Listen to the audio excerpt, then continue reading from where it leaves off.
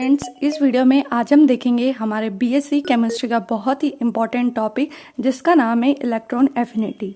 ये जो टॉपिक है ये ओल्ड एजुकेशन पॉलिसी के अंदर इनऑर्गेनिक केमिस्ट्री के पेपर में रखा गया है और न्यू एजुकेशन पॉलिसी के अंदर फंडामेंटल ऑफ केमिस्ट्री के अंदर ये वाला टॉपिक रहेगा।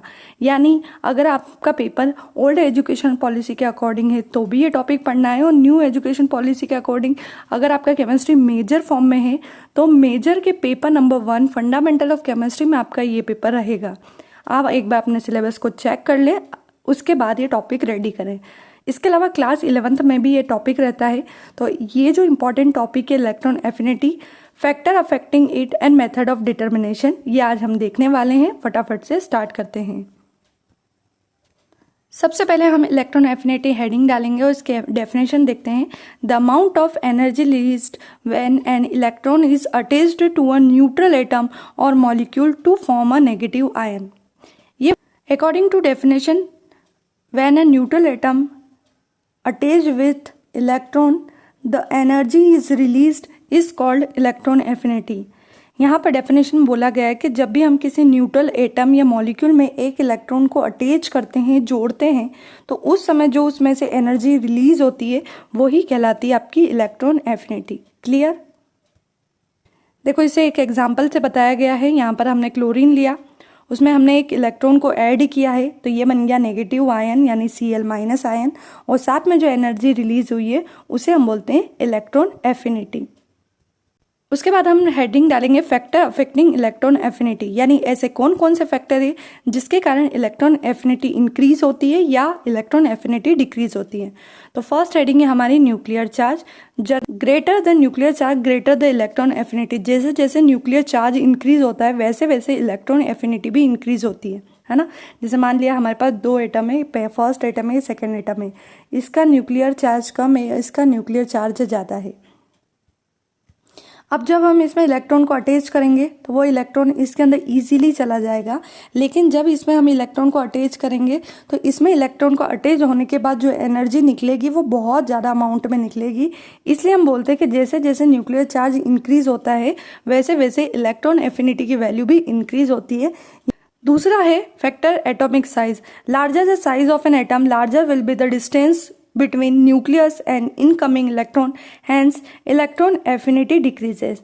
अब ये क्या बोल रहा है कि जब हमारा साइज इंक्रीज होता है एटम का तो क्या होता है, ये देखो यहाँ पर हमारा न्यूक्लियर चार्ज है और यहाँ हमारा इलेक्ट्रॉन आ रहा है, ठीक है। तो यहाँ पे न्यूक्लियर चार्ज और आने वाले इलेक्ट्रॉन की डिस्टेंस बहुत कम है, पास पास में है, तो एनर्जी जो रिलीज होती है वो ज़्यादा होती है, ठीक है। अब यहाँ पर क्या हुआ कि यहाँ पर हमारी डिस्टेंस बढ़ गई। देखो, इलेक्ट्रॉन जो आने वाला है यहाँ से न्यूक्लियर चार्ज की डिस्टेंस बहुत ज़्यादा है, ऐसे में इलेक्ट्रॉन इजीली अटैच नहीं होता है, जिससे एनर्जी जो निकलती है वो कम निकलती है। हमेशा याद रखना, जैसे जैसे एटॉमिक साइज बढ़ेगी जिससे बीच वाले न्यूक्लियर चार्ज और इलेक्ट्रॉन की डिस्टेंस इंक्रीज होगी, जिसके कारण इलेक्ट्रॉन एफिनिटी का जो अमाउंट है यानी जो एनर्जी रिलीज हो रही है वो भी कम होगी। यही लिखा है, larger the size of an atom larger will be the distance between nucleus and incoming electron, hence electron affinity decreases. Next heading डालेंगे measurement of electron affinity. It is difficult to determine the value of electron affinity by direct method, hence its value its determined by indirect method from Born Haber cycle. देखो, directly electron affinity को निकालना possible नहीं होता है, इसके लिए हम indirect method का यूज़ करते हैं जिसे हम बोलते हैं बॉर्न-हेबर साइकिल। कैसे निकालते हैं वो मैं आगे बताती हूँ। According to Haber, NaCl is formed in one state or in several state their energies will be equal. यानी जब NaCl फॉर्म होता है तो NaCl 1 स्टेप में भी फॉर्म हो सकता है और बहुत सारी स्टेप में भी फॉर्म हो सकता है। ये स्टेट है ना, ये गलत स्पेलिंग लिखी है, इसे स्टेप कर लेना, STEP। ये बोल रहा है कि जब NaCl का फॉर्मेशन होता है तो वो एक स्टेप में भी हो सकता है, बहुत सारी स्टेप में भी हो सकता है, उसी से हम इलेक्ट्रॉन एफिनिटी डिटरमाइन करेंगे। देखो, इस तरह से आप बॉर्न-हेबर साइकिल का डायग्राम बनाओगे, इससे आपको क्लियर हो जाएगा कि इलेक्ट्रॉन एफिनिटी निकालना कैसे है। यहाँ पे हम सोडियम लेंगे, हाफ Cl2 लिखेंगे, ये बनेगा आपका NaCl। यहाँ पर जो एनर्जी निकल रही है या यूज हो रही है उसे आपको Q से बताना है। इसके बाद सेवरल स्टेप में NaCl कैसे बनेगा, देखो पहले Na से Na+ बनाओ, फिर Na+ से Na+ बना है। डिफरेंस क्या है, यहाँ गैसियस स्टेट है और यहाँ आयन फॉर्म में है।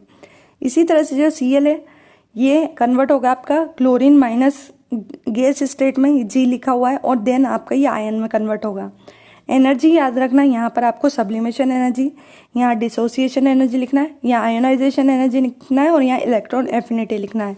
थोड़ा सा डायग्राम रेडी कर लेना। यहाँ पर आपका Na+ आयन मिल गया, यहाँ पर आपका क्लोरीन माइनस आयन मिल गया, दोनों मिलके आपका क्या बना लेंगे, NaCl, जिसे आपको U एनर्जी से यूज करना है। ठीक है, तो थोड़ा सा डायग्राम प्रिपेयर करना है। अब आपको देखना है कि इससे हम इलेक्ट्रॉन अफिनिटी कैसे निकालेंगे। देखो डायग्राम में देखना, आप लोग, मेरा डायग्राम नीचे चला गया, आप लोग डायग्राम में देखना। जो 1 स्टेप में एनर्जी यूज हो रही थी, जो ऊपर वाली थी एनर्जी, वो थी केवल Q। लेकिन नीचे जब हमने सेवरल स्टेप स्टार्ट करी तो 4 टाइप की एनर्जी हमको मिली है। पहले सब्लिमेशन एनर्जी, फिर क्लोरीन की dissociation energy, then ionisation energy, then electron affinity, और लास्ट में जब NaCl बनता है तो वो आपको लेना है U। ठीक है, लेटाइज एनर्जी। अब इन सब की वैल्यू आपको थोड़ा सा ध्यान रख लेना है ना। तो ये Q की वैल्यू -98.2, सब्लिमेशन की 26.0, डिसोसिएशन की 28.9, आयोनाइजेशन की 118.0, इलेक्ट्रॉन एफिनिटी हमको निकालना है, उसे छोड़ देंगे, और लेटाइज एनर्जी -180.4। लास्ट में आप ओवरऑल इलेक्ट्रॉन एफिनिटी की वैल्यू लिखेंगे, जो आपको याद कर लेनी है, जो होती है -90.7। ये है आपकी क्लोरीन की इलेक्ट्रॉन एफिनिटी।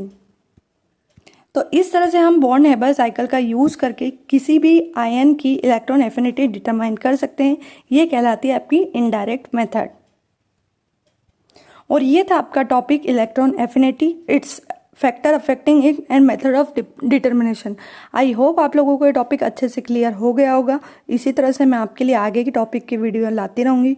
वीडियो पसंद आ रहे हो तो लाइक करें, सब्सक्राइब करें, शेयर करना बिल्कुल भी ना भूलें, ताकि आने वाली वीडियोस आपको समय पर मिल सके। Thank you.